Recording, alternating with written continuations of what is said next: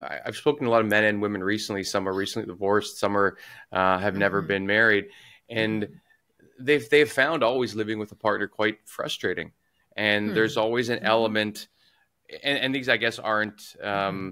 the vaulted relationships we're talking about that are Right. ideal, but in Hmm. more like everyday normal relationships where Yeah. there's a an element of control. Whereas if someone wants to take a trip with their girlfriends or a trip with Hmm. their guy friends, the other one Hmm. is thinking like, oh, why do they want to spend time away from me?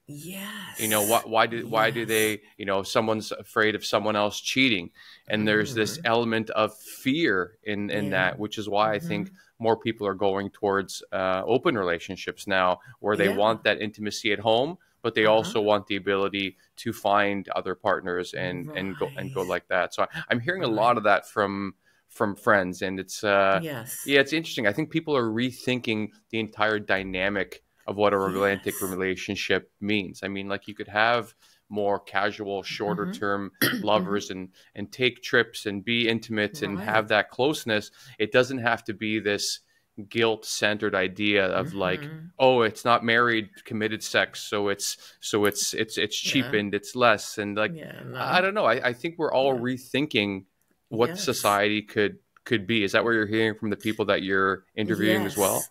Absolutely. In fact, there are some committed couples who insist that they are single at heart. And and what they tell me is that their lives have a lot of the elements that single people who are single at heart cherish. So they often are much more independent. So they don't have this tightly interconnected, enmeshed lives that some couples do. Some of them even live apart in places of their own, and Mm, they have more financial freedom. They keep their accounts separate and are not so controlling about who the other person spends time with and how much time. So, um, so yeah, I do see some of that. And what I love about that is that people want to claim the single at heart label, and I love right, that. right.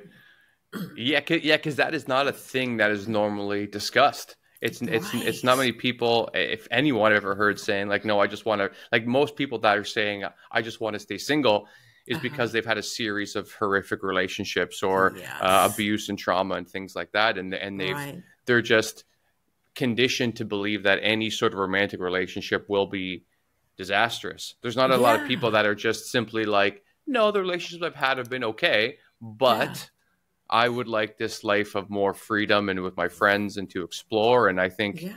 And there's, have time to yourself too. yeah, like not too long ago, I spoke with a financial expert that specializes with people that are child free Oh, in the great. U.S. And because they say a lot Uh-huh. of questions people get are, well, aren't you concerned on who will take care of you when you're older? Yeah. And he cited a stat that said only 1 to 2% of children take care of their parents. So Yeah. that idea, if that's why you're Right. having kids, it's completely Uh-huh. bankrupt. Uh-huh.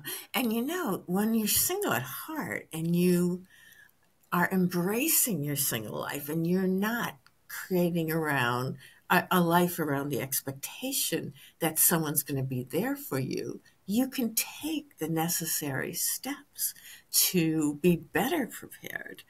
And some Huh. studies show that people who have stayed single do better in later life than people who were previously married, so the divorced or the widowed.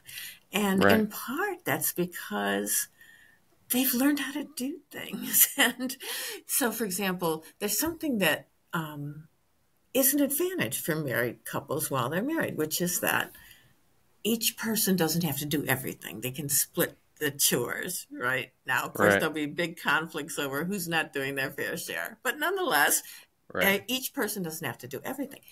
But then, when the marriage ends by divorce or widowhood, the people are left not knowing how to do half of the tasks or being out of practice. And to have that happen at such a difficult time, like when you're first divorced or first widowed, can be really difficult. And meanwhile, the people who have been single for a long time, especially the single at heart who have invested in their single lives, they already either know how to do all those things, or they figured out how to find people to hire or to help.